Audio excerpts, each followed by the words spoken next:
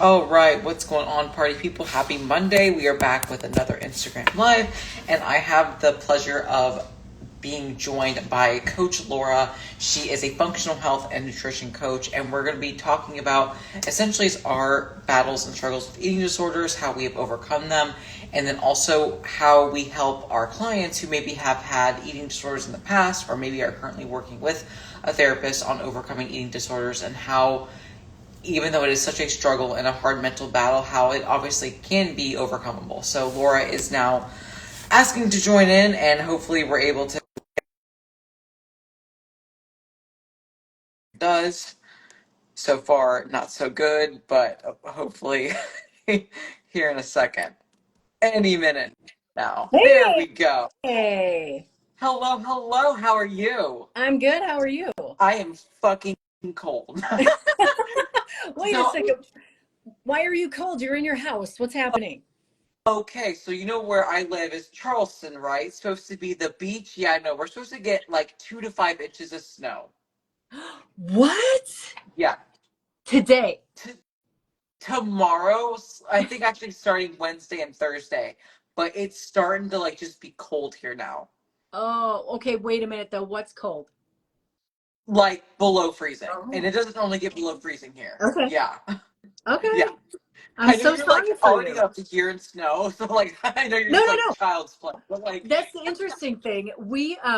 I'm in Wyoming, yeah. and this is the coldest day that we've had. And I was texting my friends back in Minnesota, and we like have an inch of snow. There's not much snow, but our air temperature is like 2 below, but our feels like is 16 because we're at elevation. We're like 6,800 feet. So the sunshine actually warms it all up. As long as we don't get wind, we're good. Oh my goodness. Still Yeah. though, that's like nauseating. Oh, it's not so bad. It's kind of fun. But No, anyway, it's crazy. It's but crazy. it's, I mean, we don't have snow plows here, right? So if it snows, the town shuts down. oh my God. Did you make your run for the grocery store already? Thank God I always shop at Costco because that bodybuilding life, we always buy in bulk. But yeah, like we actually went out to Lowe's and we got like a little propane space heater because Oh, if there is an inch of yeah. ice, we lose power. Yeah. Like, just That not a sucks. quiz. Yes. That's the sucky part. We lived in Seattle for a while. Every time there was a storm, it was like no power. It was ridiculous. Yeah. So, Exactly. So you know what's up. You know what's up. But I appreciate your time today and kind of popping on and obviously being vulnerable. For those of you guys that don't know, Laura and I kind of mentor with Austin. And so she's part of that Tuesday crew that you guys see me post about. And she's really knowledgeable about kind of functional health and then also kind of like the mental perception of what it's like to battle with an eating disorder. And she's kind enough to kind of come on and talk about her struggles and battles with eating disorders. And I really do appreciate you being vulnerable and really would just love to kind of hear about your background and kind of what brought you to essentially overcoming such a difficult journey. oh, sure. Hey, I'm super excited to just be here. I'm trying to figure out, get my phone in the right spot. Honestly, being able to be on with you is fantastic. I have admired you. I want you to know for a long time. We sit in that little group and I'm like, there's Ash. And just so you all know, oh, maybe Austin doesn't know. We message each other Dude, on I'll the be like, side, whatever. I'll have to be in the messaging or I'm like, what's she eating? Right? Oh my God. Because it's all about the food, dang it. Um, That's right. okay.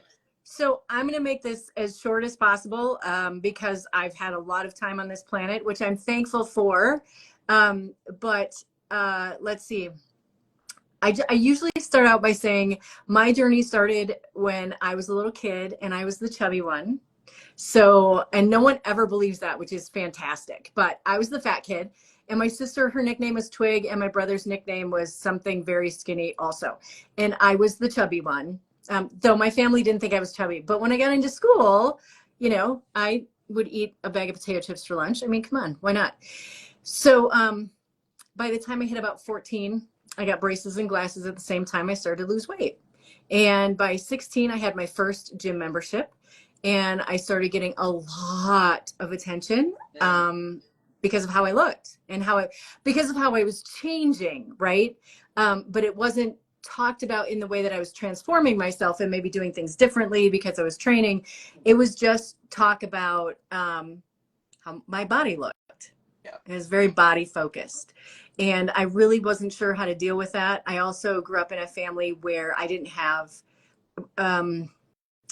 have a lot of control. It was difficult to know day to day what the temperature of the room was going to be in my house. My dad was an alcoholic, and my mom was doing the best that she could. And so by the time I was 18, I was fully engulfed in my eating disorder.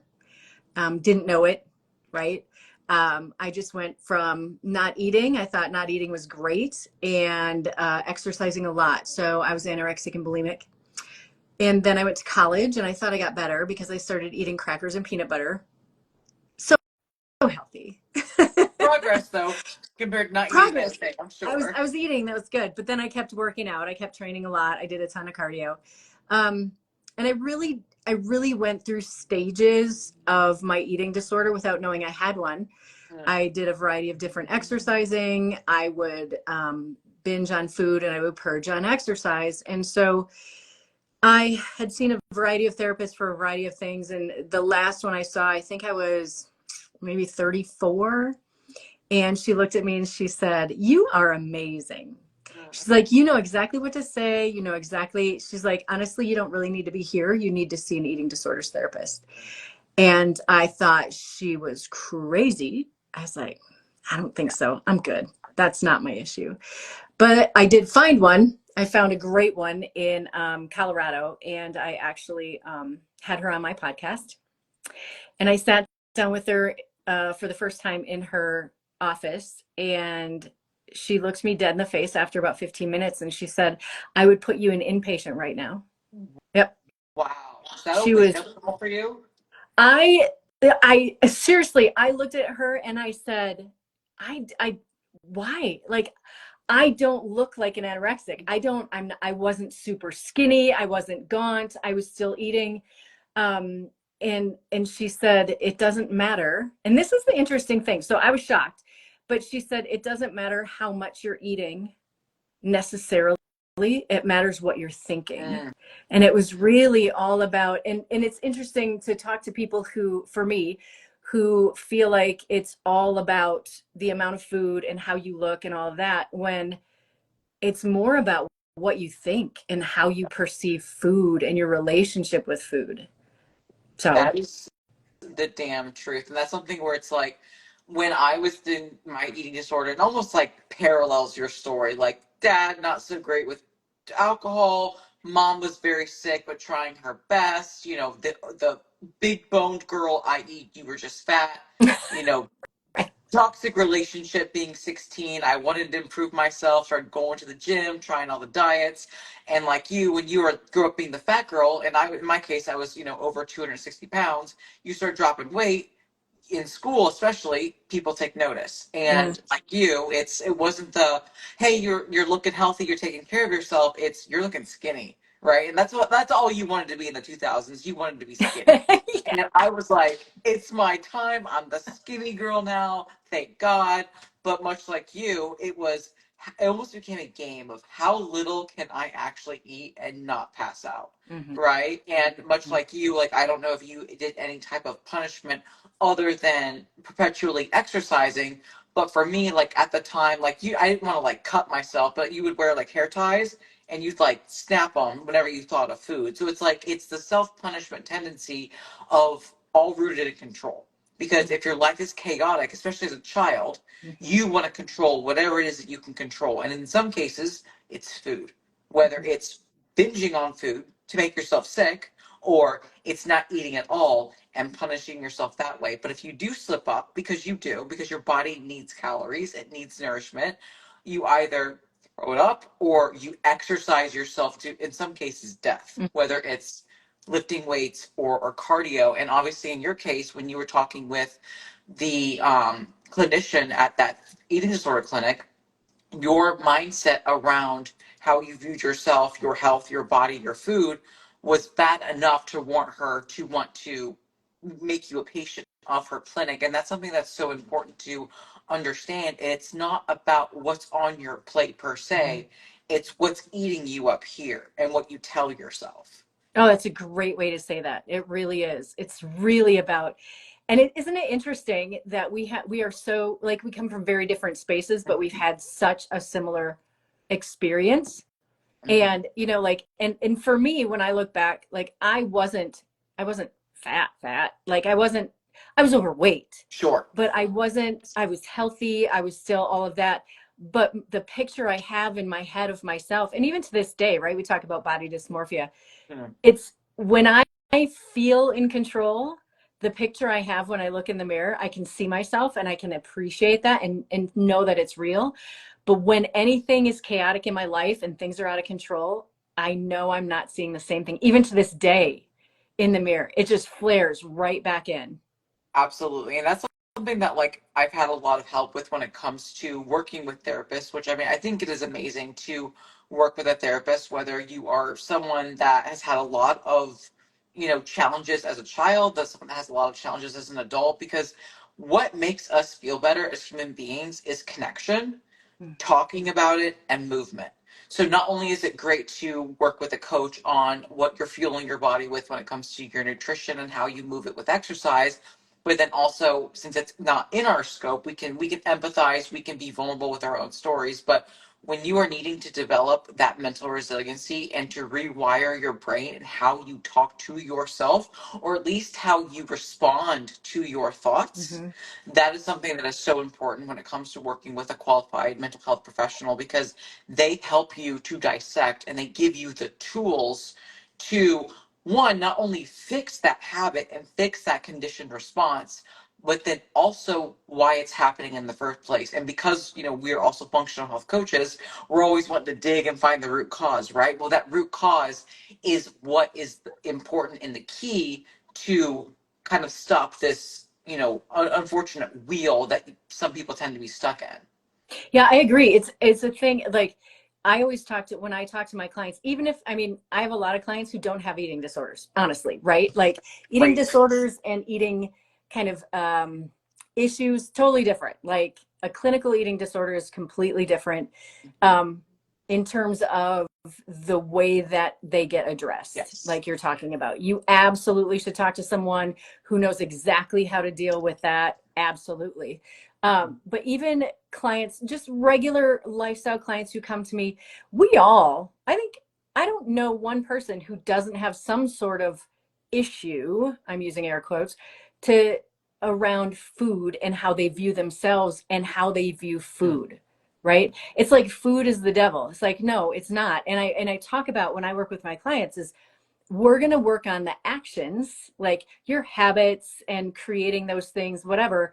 But at the same time, we can't ignore what's going on up Yeah. here, because you have thoughts about those habits and food and how you do and when you do and how you move and when you move and all those things.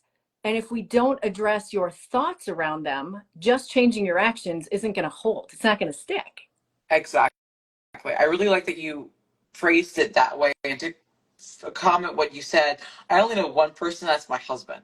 He has no issue with food, like none. In fact, it is so amazing how he helps me to heal, because he had such a stable childhood, a stable like parent, mom, dad, family life, and he is in quotes normal in that regard. And it's so helpful to me, who had such a chaotic childhood, that kind of sparked a lot of these issues, where we can just talk about it in a place where it's like, is what I'm doing normal? And he can be like yes or no, because like to him, he doesn't think twice about it, versus people like us, we hyper fixate. Mm-hmm. And that's usually the issue, is how much time and attention we give to our perception of food, body image, exercise, what have you. And it's that perception, it's what you tell yourself, it's what you repeat to yourself, it's what you ruminate on, that tends to cause these disorders and these flare-ups, especially because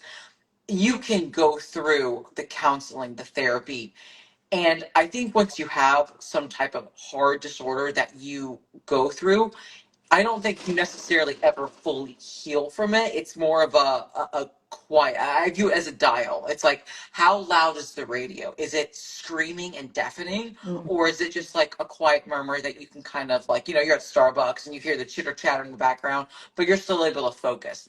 That's what I personally think eating disorders are. It's not that you're ever fully healed. It's how loud is that radio? Yeah, I totally agree. That's a really great analogy. Um, because it's hard to I don't know about you, but when I'm talking to someone about it, I don't want to say I used to have an eating disorder, but I don't want to say I'm actively involved in my eating disorder, because I'm not.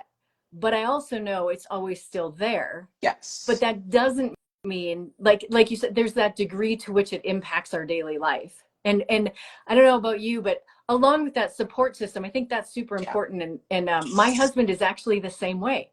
He had a great stable. Yeah, I know, right? What the heck? How did I find that? I don't understand.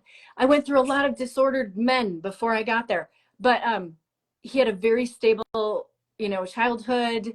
Never any issues still no issues with food. He's like, I love ice cream. I'm gonna have ice cream. I don't care. Oh, I'm not gonna have ice cream. I don't care. I'm like, oh Like my God. legit. And I'm like, how? I'm like, how you do that? Like, He's like, we could have a gallon of ice cream in the fridge. I'd never think about it. I'm like, all day long. I would think about it all day long. Um, but it's interesting because, like you, that support system is incredibly important to me to kind of keep me balanced and focused. And he's kind of a buffer too. Like, I remember when I first was going through my counseling and things, one thing she said to me is, she said, you need to tell. My husband actually came to counseling with me a couple of times, and she's like, so it's always eyes on your own plate. And I use that with people all the time, eyes on your own plate. And she told him, she said, you don't get to comment about anything she's eating or not eating ever. Not a thing. And he would train my family. Like, he would be my buffer, because my family was used to, like, I had trained them very well. I'm the one who works out. I'm the one who's skinny. I'm the one who's always going to talk about what food you should eat and shouldn't eat and all those kinds of things. And he did a great job of helping change that narrative and supporting me. And at the same time, um, to be able to talk to people about it was really, really important. And when I talk to, like, my clients about food and stuff, I always talk about what I do that works for me. So I don't know about you, but I weigh and measure all my food, because if I don't, I won't eat enough. It's kind of, we talk about baselines. We got to have a baseline. Where's your baseline? Whenever we work with a new client, give me your baseline. We got to figure that out. That's kind of my baseline. And I know that. And like you said, we know what works for us because we've been through that counseling, and we know where we can go and what we can do in the support system that we have. And I think that's so important for everyone, whether you have a full-blown eating disorder or not, is to find that support system that can help you daily with your perceptions of what's happening. absolutely. That support system is just so incredibly important, and the entire healing process, no matter where you're at, it's important. In when you are like first, like step one, stage one, you recognize you have a problem. That support system is paramount to help you get the help you need. And then in stage two, when you are actively working on your in therapy, or maybe you are to the point where you do need in-person patient care, to keep you going, to keep you accountable, to yes, call you out when you're like, oh no, I got this on my own, because you don't. When you're in that vulnerable position, you are extra needy during that time, and that's okay. Mhm. Let them give to you. It is a gift. It is not a burden. It is a gift, Mhm. right? And then especially during, for lack of a better word, remission, recovery, those are nice terms to use. Their support is important to keep you going, to make sure that you don't fall back into old habits, or if you do, little oopsies, little bumps in the road, because they happen, you still, veer off the path but get back on track. It is so important to have that love and support. And then to make matters even more complicated in some regards, you also have to have context and self-awareness. So for Laura, she's not a competitor. She doesn't need to track everything that she puts into her body, but she does, because she wants to keep herself accountable so she doesn't relapse and slip and slide back into not eating, because it is very easy for someone like her to give up eating, or maybe to just fall back into old tendencies. Someone like me, I'm a bodybuilder. I want to track every food, every gram that goes into my body, not for necessarily my sake, especially when I'm like in my off season, I'm tired of eating anyway. It's not to, girl, it's not to like, control everything. Dude, it's for Austin. You know what I'm saying? Like, Austin needs to know what's going on in my body so I can be successful for my goals. But we're using tracking as a tool. So Mhm. I don't want someone listening to this live, whether it's actually live or watching the replay, and be like, oh, well, tracking must be disordered. No, no, no. Tracking is a tool. Mhm. It's what you think about it. Now, if you have to track your food because you have to know what goes into your body because you can't let go of that control, that might be a different type of disorder. I've worked with clients where they're like, they're finishing up a mini cut. They've done a good job coaching themselves, and they're like, yo, I want to keep tracking. I want to keep progressing. And I'm like, this is actually doing you way more harm than good. Mhm. Let's actually be okay with less. And Mhm. getting them to let go of that tight control and learning to be a little bit more fluid and natural, that's actually the best thing for them. So it just goes to show you, again, the power of context and what's kind of the kink in your chain when it comes to how you view your nutrition or how you view your health and fitness journey. That is so important to talk about too. It truly is. And that's one thing I know with my lifestyle clients I work on is, hey, if we have goals and there are certain things, because for health reasons, a lot of times maybe we do have some weight we need to drop and we do need to get very specific about what we're eating and how much we're eating Mm-hmm. for that awareness piece, right? So we can modify and adjust as we go. But once we have that down, like we've mastered that, we know what we're doing, we know how much like a serving of chicken breast looks like. We know like what those kinds of things. It's important once we have learned how to macro count and we've done it and we've tracked and we done that we are able to like do that slow release from all that control. Like, and I think we as coaches are so good at that, especially, you work with competitors and those kind, and lifestyle clients. And it's like, okay, how do we ease you off of that? Because you can't just jump out because then people have that response like, oh my God, and then they freak out. So how do we ease them out of that and help them know it's okay that you can ballpark it or eyeball it and you're still going to be close enough and it's going to be fine. It's not going to wreck everything because your body becomes, when you treat your body healthily, right, which is not an eating disorder, right? We're not treating our body like we love ourselves and our body. But once we move away from that, or before we even get there, we need to learn to just figure out how to take care of it Mm-hmm. and be flexible and like you're talking about, understand that the perception, it's not really about how the body looks. If we're being healthy, the body's going to look Yes. healthy. And that's how that's going to be. I was going to ask you, um, what, because let me rewind. What brought you into being a coach? Oh, dude, when I was in the thick of my eating disorder, and at that same time, it was like the perfect like X marks the spot because it was like how you have to have your life fucking figured out when you're 18. Yeah, well, I was going to school, and I was like, I need a career path, and so I was like, at first I was nursing because I took care of my mom who was really sick growing up. When I was growing up, and I was like, oh well, I love taking care of people. I'll be a caretaker. But that was that weird point in like the 2014s where it was like the nursing college had like a 10-year wait. And I was Ooh. like, okay, so probably not. So then I was like, well, I really love exercising and I love nutrition, or what I thought was health and nutrition. So I was like, I want to help people. But really, I wanted to help people so they wouldn't go through the same shit that I went through. Young girls, especially. I had a heart for girls that just wanted so desperately to feel confident in their Mhm. skin that they would do anything to receive that external validation. And at the time, I didn't know what that was. But now, sitting here in front of you, that's what I wanted to do. Is I wanted to help and prevent young girls, especially, from doing the shit that I did because it almost damn near ruined me. But thankfully, I have like a pretty hard-headed skull, so I was able to barrel through and get to where I'm at now, which is like pretty decent in terms of like health, wellness, whatever. But it was again to help people, but specifically to make sure they didn't end up like me, where I ended up hating myself for the better part of 7, 8 years. Mhm. When in reality, it's like that breaks my heart to even think about. Yeah. I knew I had to ask the question, and I didn't know the answer, but I knew the answer, because that's exactly why I do what I do. And I say that all the time. It's like, I grew up in a time where, I mean, there wasn't social media, but you knew. There Sure. were all these other ways to know. You had to be skinny. You had to not eat. You had to, all these things, and you never knew the truth of it all. Yeah. No one talked about, no one ever, I mean, seriously, Ash, when I was in my mid to late 20s, I went to the doctor because I couldn't go to the bathroom. Like, I was constipated all the time, That's the all the worst. time. Oh my God. So I go to the doctor multiple times, puts me with a dietitian who never, she asked me what I ate, but she never asked me how much. Never. Ooh. And they diagnosed me with IBS, Of of course, with constipation. course. Of course. All Cheers. those things.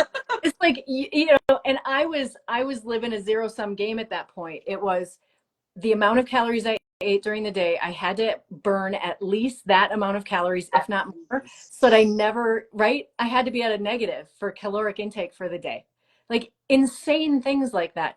And I think back to those days, and like you, I hated myself. Yeah. I hated, my emotions were all over the place. I hated how I treated people. I had so much anxiety, and I was a teacher at one point, and it, on my way to work, I would have anxiety attacks on my way to work because I had to stand in front of people, and I knew by the end of the day I was going to be just miserable, you know. um and I never, and that's why I became a coach, because I don't, same thing, I do not want young women to have to go through this, because no one is talking to them about these things. No one. It's ridiculous. It is ridiculous. I am so glad you brought up the point of how you treated others because that resonated. Like when I was like in the worst, where it was like I was starting to binge a lot more because I just would not eat, but I would be exercising hours a day, like running, cycling, lifting weights twice a day. Like, I mean, like I was just in the gym. And of course, my body was like, you need food. So we're talking like 15,000 calorie plus binges, to the point where you'd have like heart palpitations. Oh my. It was that extreme for me. And oh my God, I was just such an awful person. I was so mean to my mom. And mind you, like I said, she was already sick. She was Mm. just such a loving, gentle woman, though. Like, just such a good, like, godly Christian woman. And here I am just being nasty to her, not because of her, because of what was in here. And that was something that, like, even to this day, I'm still so ashamed of because it was my own fault. It was my own fault for, behaving in that way. And again, that's why it's so important to have that support system in play, but also to work with a therapist, right? Because it is you reacting to your thoughts, and you cannot control your thoughts. And something that I learned in therapy is thoughts are just like cars passing. Mm. You can't control what cars are passing by, what color the car is, how fast the car is going, the jackass is tailgating you. You can't control any of that. But you can't control whether or not you choose to see jackass tailing you and letting that ruin your day, right? It is your response to your thoughts. It is the preconditioned things that you repeat to yourself on a daily basis when this thought pops into your mind, or how much time and attention you give this thought versus just letting it pass on by. And I think that is so important to understand, where, especially when it comes to that support system, since we did talk about how important it is to try not to project and be angry and defensive, because again, it's not an attack on you. It is them trying to love and support you while you're attacking yourself. Like, Hmm. that's the reason why support's so important during that time, because like you're so mean nasty to yourself, it kind of just, you just stop feeling it. I don't know if that resonates with you, but like the mean nasty stuff you say to yourself, you just kind of like, it's like it's just no big deal. But like being mean nasty to other people, especially when they have no idea what the hell's going on, they're Mm. like, the hell's wrong with Yeah. you? Absolutely. You do. That's interesting that you talk about that. You do become desensitized. And I think we all do. We become desensitized to what we're saying to ourselves, because Yeah. generally we say the same things to ourselves over and over and over, and it just becomes a habit, and you stop listening, but you don't stop hearing Yes. it, right? And then you react to things in those ways, and then you go, oh my God, why did I do that? I want to be different. But you can't, because things in here don't stop. And until we take the time to sit down and listen Yep. and wow, and that's truly, I think that's truly the root of most things. If we really dig in a little bit Hmm. and we look at food and we look at training and we look at all the things around health, is we really have to sit with ourselves and start communicating with ourselves in a different way and really challenge those belief systems that we have created over time that probably, if we're having that conversation with ourselves and we're sitting down, it probably means that those belief systems and ways of thinking aren't serving us anymore. Absolutely. I'm glad you brought that up because a lot of the behaviors that we tend to exercise when you are, struggling with an eating disorder is rooted with either restriction with the nutrition or overcompensation with exercise, and usually a blend of the two, because it's easy to restrict nourishment, and it's easy to run away from upstairs with exercise. And so a lot of the times you have these high steppers, these over exercisers, it's because they can't sit with themselves and who they are. And that's a problem. Because if you're trying to run away from yourself, that's a problem, because you only get one of you. You only get one life. And it's important that you like who you are and you are proud of who you are and what you stand for and what you believe in and what you offer to your friends and your family. It is important to receive validation from yourself and not like external validation from, whatever it is that you're searching for. Because what you're searching for out here, you're not going to find it. It needs to come in here. And I know that sounds woo woo. And if old me would have heard that 10 years ago, I would have been like, bitch, go like smoke weed in the woods. You know what I'm saying? But it is so true because I searched for years. I over exercised for years. I underate for years. And I never found what I was looking for because it's not something that you can buy at the store or read something online. It's something that you have to give to yourself, which requires a lot of work. And it is so freaking hard. It is very hard. Like, it's easy for us to talk about like how good life is now through our support system, through our journey, because we're no longer in the thick shit of it. Yeah. Like we're kind of on the other side. We have like little shit pit moments, but like there are some people where it feels like quicksand and they can't breathe still. So Yeah. it's easy. It's so hard to hear what we're saying and actually believe it because of where they're currently at. But it's not a forever thing. I promise you that. And two, I mean, even, people who may be listening to this now or will listen to this to a lesser degree, even if you don't have an eating disorder, the eating disorder is just this um, expanded version of, oh my gosh, I don't look good when I look in the mirror. And maybe you don't have an eating disorder at this point, but these are still things that if you're struggling with food, if you're struggling with 10, 20, 30 pounds, if you're struggling with how you feel about yourself, like this is where the work is. Yeah. No, it isn't as intense and all of that as like going through an eating disorder group or therapy or, all those things. But this is still the work and it still takes time and it still takes effort.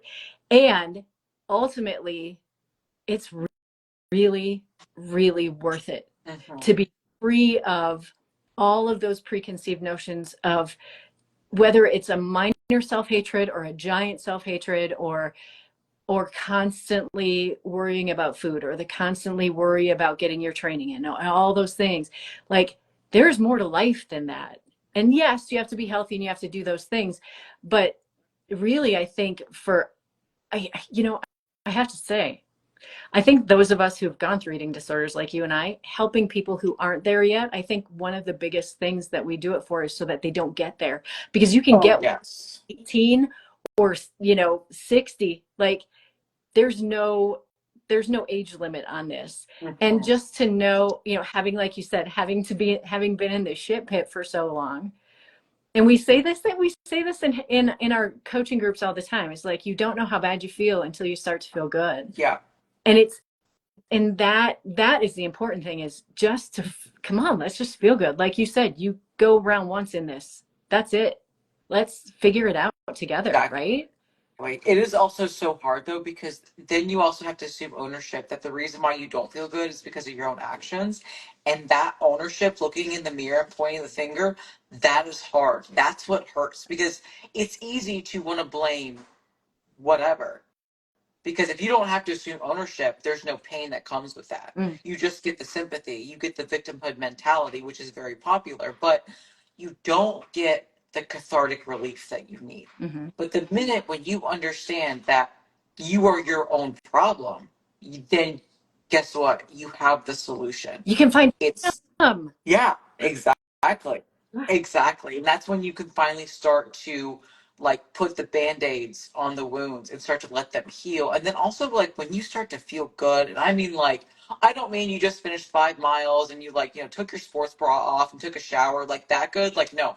Like you wake up and your head is on straight. You don't have anxiety, you don't have panic attacks, you don't hate your commute to work. You aren't drowning in debt, because all of these things that you do that end up hurting you, like going out to fast food, drinking alcohol, staying up till 2 a.m. on your phone, like, maybe smoking, or like whatever it is that like are your quote unquote vices, when you realize that it's doing you a lot more harm than you realize, then you're able to start like replacing those poor habits with better ones. And then you start to feel better. You start to have better people around you that want to support you because they like who you're becoming, because you like who you're becoming.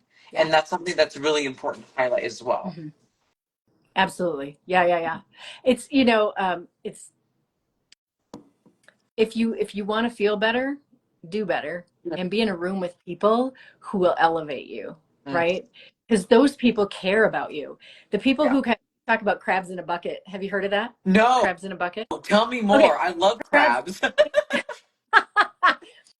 If you have like 50 crabs in a bucket, they will all stay in the bucket, because if one crab tries to crawl out of the bucket, the other ones will grab it and pull it back down. No one gets no one gets away. So we talk about crabs in a bucket. If you are a crab in a bucket, you better find your way out, because those people are just going to keep dragging you back into that bucket, right? So yeah. So it's and people say things, I mean, similar, like it's the 5 people make sure you know who you're in the room with, right? And that's super important, because especially like in our situations, if you do have an eating disorder, the people that you've been around, particularly ones that you feel very comfortable with and that allow you to be in this eating disorder, they're not doing you any favors at all. You need people to challenge you, because the people who challenge you and the people who require more of you are the ones who love you and care about you the most. Always. Absolutely. One of my favorite things to do as a coach is like, hey, I'm going to challenge you here. Because it's one, I always say perspective is power. I know I didn't come up with that saying, but that's what I say to my clients. Perspective is power. And so I know a lot of coaches still struggle with their own, maybe either eating disorder tendencies or full blown eating disorders.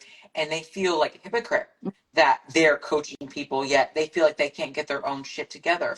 And I think it is important that just because you know how to coach people doesn't mean you know how to coach yourself, which is why coaches have coaches. We have people holding us accountable and to a higher standard. And again, we are very emotional creatures. Laura and I are going to sit here and be like, oh, you shouldn't be emotional. No, have those emotions, but don't be consumed by them. Don't let them dictate your actions and overrule your life. But it's still important to have your support system. And with that is a coach, which that is a therapist, because they're able to remove their own emotional bias to see how you can be better. And like Laura is saying, if you want to get better, be better. And that's kind of like my whole shtick. My whole thing is be better, right? Part of my senior year, my English teacher was like, you're not going to change the world, but you can change your world. And I fucking ran with that shit. And that's still kind of like my mission today, is just impact your world, right? See how you can be better so you can make others better. And kind of my coaching philosophy is, I'm not going to beat the bad out of you. I want to pull the good out. Because if I believe that you can be better, guess what? You're probably going to be better. Yeah. And that's usually how it unfolds. Absolutely, for sure. It's an interesting thing. Whenever I have consult calls with new potential clients, even with even with newer clients, for them to come in and it's interesting to hear them say, wow, like you're not judging me. Oh, Like, yeah. I'm not here to judge you. And the first thing I say is, man, I will never judge anyone because I have I'm a my shit. own shit. Like, yep, you want to talk about shit? I'm very open about it. I'll talk about it because that doesn't help anybody. Like you said, like, I'm not going to judge you because that pushes you away. I want to pull you in and I want to pull the good things out of you because guess what? You can stand there as a person, and we all do it, like, and be the hardest person on yourself, beat yourself up and use whatever you can to do that every single day. That's not what I'm here for. I'm here to show you those amazing things that you do because you can't see them yet, but you will, because I'm going to show them to you. Absolutely. One of the big things in disorder type of thinking, whether it is, like I said, eating disorder, exercise addiction, or literally anything that you want to use to hurt yourself, because that can be a wide variety of things when it comes to addictions, especially. Self-hatred burns hot, Yeah. but it does not burn clean. And what I mean by that is it is powerful, right? It will keep you going for X amount of time. But like most things, you're gonna run out of gas eventually. Yeah. And the bill will come due. Mm-hmm. Your body, your brain, something will happen that when the straw hits that camel's back, you Done. were flattened, you were pummeled to a pulp.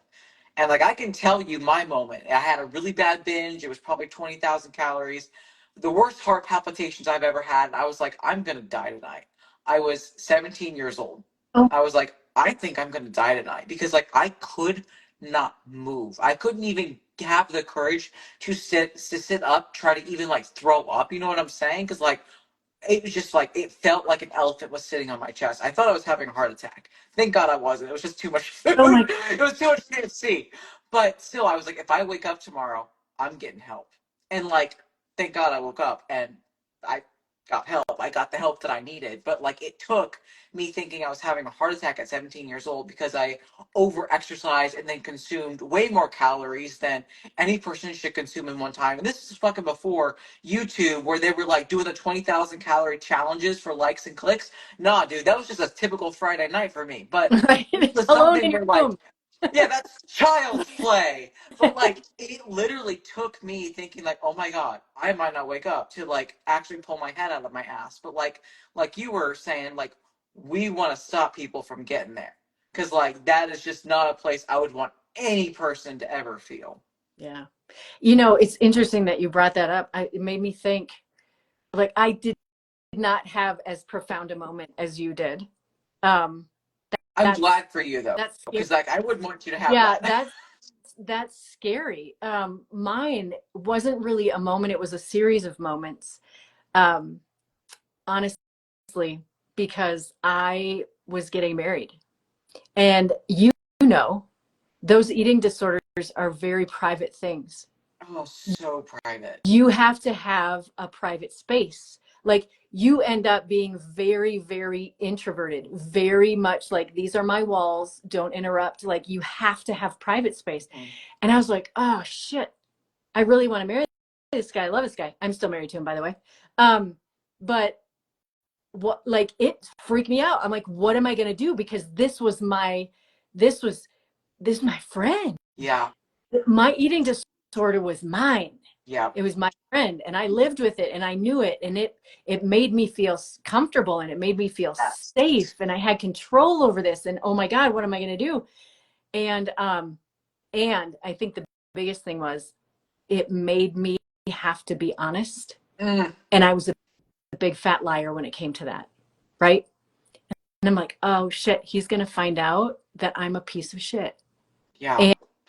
And the therapy helped me because number one, he came to it.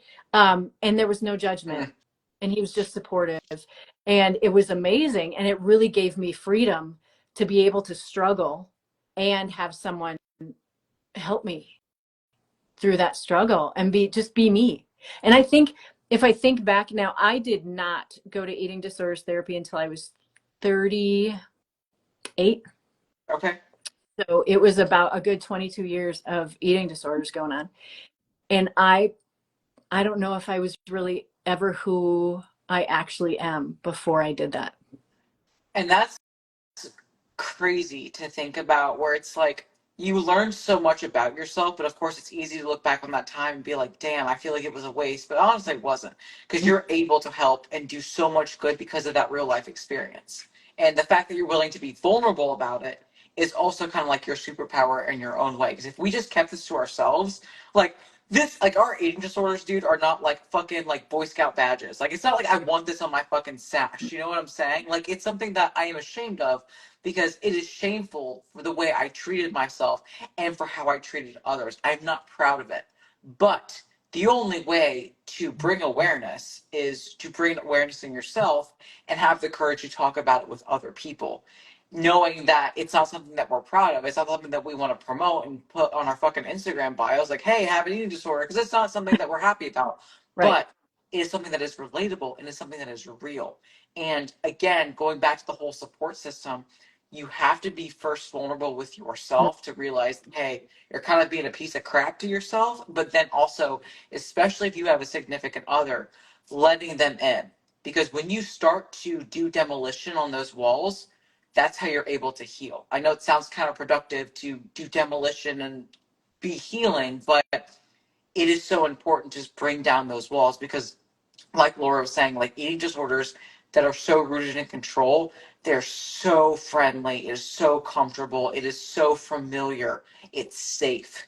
When you have a death grip on whatever it is that you have death grip on, because you feel that pain, you feel that burning, you feel safe because it's yours. But the minute you let someone into your life, especially when you get married, and regardless of how you view marriage, the two become one, whatever, someone else In your wiggles face their all way the in, time. and you're like, the fuck out. This is my eating disorder. Yes. But like, they are so sad to see you in pain.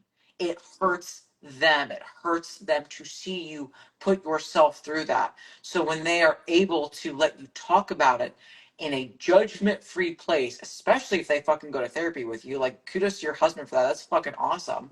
Like, dude, it makes all the difference in the world. And the minute I was able to tell Eric how fucked up I was, he got emotional in a way, not angry at me, but he's like, I hate that you do that to yourself. And when he told me that, I was like, because I never really thought about it that way. Right. I didn't think it was something I was doing to myself. I thought it was just me. And when I realized that it was something that I could change, Yes. I was like, ooh, how do I do that? Talking about it, therapy, rinse and repeat. Here we are 5, 6 years later, where it's like, yeah, every once in a while you have like little scratchy moments where you're like, I shouldn't pick at this, but it's like, oh, it feels so good to pick at that scab. But dude, it doesn't control my life. It doesn't control your life. Yeah. And I think that, I mean, yeah, we are kind of an extreme example of that. But, you know, I know that if I would have had a coach, if I would have had someone to talk to, if I would have had someone to walk beside me when I was 16, 17, 18, 19, and those things started to pop up, just to teach me what a macro is, teach me that I actually have to fuel my body if I want to Yes. look a certain way, if I want to feel a certain way. I mean, just for that fact, coaching is like the thing. You got, because like you said, it's a support system, and it's a support system of someone who knows what they're doing. Right? Yes. There's so much misinformation out there. There's so much, not even just wrong. There's wrong stuff going on out there. There's bad juju. It's just crazy. You know, some of these women just eat a hamburger. Come on, work with us here. But it just, you know, I think, like you said, and I can feel it from you, that this job that we're doing is so much more important, and it's so much more powerful, I think, for us, because we went to the extreme. And if we can prevent that for someone, even just one other person, it's all worth it. It's all worth it. Because my heart hurts. I just talked to a lady today. She's going to be a client who's going through a lot, and I seriously almost cried with her on the phone. She just doesn't, because she doesn't know, because everybody's talking her ear off, and she's in a really precarious position right now, and it's just, and she feels like she has nowhere to go. And I'm like, we're going to help you. Yeah. We're small. We're going to walk beside you, and we're going to help you. And that's all we can do. Exactly.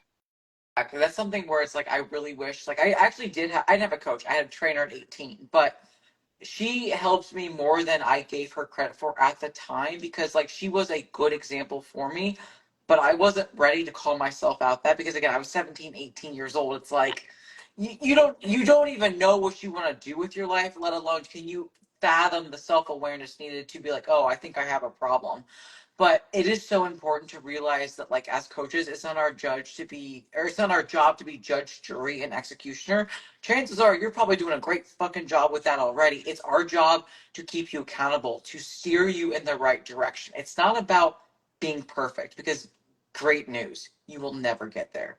And No. what a fucking relief Yeah. to never get to Yeah. perfection. Thank Christ. Mm-hmm. But it is important to understand that you can still want better for yourself, but you just have to have the courage to ask for help. Yeah. Like I have a coach, like you have a coach, right? Or you have Oh, at one time? Yeah. I have a couple. Okay. So yeah, you have coaches, right? Exactly. That's great. It's so important to again, like we coach our clients because we are leaders, right? Like we do not expect perfection. We expect them to want better for themselves, which means owning up to their goofs, celebrating their wins, overcoming their losses. And I think that is so important because coaching is very vulnerable. We are vulnerable as coaches. The athlete is very vulnerable with us, but also like I know this could be even another conversation where you can also get the wrong advice, like you were saying, where it's like there's a lot of misinformation out here online, but there's a lot of predatory coaches too, where they want to make you sick so they can give you the cure, right? And I know when I was, deep in my eating disorder, there wasn't like there's I'm sure there was coaching, but I gravitated toward Tumblr, that brief stint when Tumblr was really popular, and there Oh, was hashtag pro anorexia threads. And dude, talk about crabs in a fucking bucket. We are crabs in hell, all giving each other the worst advice on how to eat or how to not eat, how to starve yourself, how oh to my, lie to family and friends to make yourself look healthy. I mean, like the most fucked up shit on this website. So it is just so important. My whole talk about that with the crabs in the bucket is to make sure when you are interviewing coaches, like ask about their coaching, like ask, like see their clients, like ask for their intake form. That's something I'm very transparent about. I'm sure you are too, where it's like, hey, listen, I will send you my intake form because if your intake form is just your body weight, your height, how many times you want to exercise, bro, that is not an intake mm-mm. form. Like your driver's license has more fucking information on that than that intake form. Please. So make sure that when you invite someone in, when you are wanting desperately to break down those walls, you're just scared to get help, make sure you have someone that is having the right tools to break down the walls because you don't want an extra security layer because that can definitely happen if you are not in the right support. Yeah, absolutely. Oh my God. I I always worry that my intake form is too long. I'm like, oh, it's like 4 pages. You know what? I always say this: like my intake pages are as long, it is thorough. Fill it out to your discretion Oh and yeah. your comfort level, and that's it. You know what I'm saying? But like, it is so important that when you hire a coach, you understand that it's going to be a journey that you guys have to work together as a team. You have to put in the work, but it also needs to be customized because. If I have a mom of 5 years old going to the gym 7 days a week versus a young 20-year-old who's indestructible, come on now. Like, shame. Yes, very different, very different, very different. Awesome. Absolutely. Laura, thanks so much for your time this evening. I really do appreciate it. Appreciate you keeping me company on this very chilly I'm so sorry Monday night. you're so cold over there. And you're wearing a t-shirt. It makes me cold just thinking about it. Dude, I have a Oh grandma yes, blanket on. Like, no there you shit. go. Oh my gosh. Laura, anything you want to plug before we sign off? No, you know what? Well, okay. So if you have questions or you want to chat with me a little more, I'm on Instagram. You know that because I'm right here. Everyone, you can all see that. I do a podcast too called Basics and Beyond. It's really laid back. It's super fun. I try to do like 20 minutes, just some quick hit stuff. Ooh, I But like that. yeah, 1-2 punch. seriously, you have been amazing. I am so lucky that the group of people that I choose to be in the room with are as amazing as you are. It is so important, I think, for coaches to be around other coaches, and you are one of the good ones. So I appreciate you having me on today. And I'm excited to watch us as we move through 2025 because I think we can make a huge difference in a lot of people's lives. I agree. And thank you so much for your kind words. And if you ever looking on guests, I love being on podcasts. I have two myself, but it's always nice to like be on other people's because I just love talking. I think we I should don't do. shut the fuck up. All right. It's a date. We're doing it. Hell yeah. Hell yeah. Well, Laura, thank you so very much for your time. And guys, if you guys watched or either watching live with us, thank you so much for your time this evening.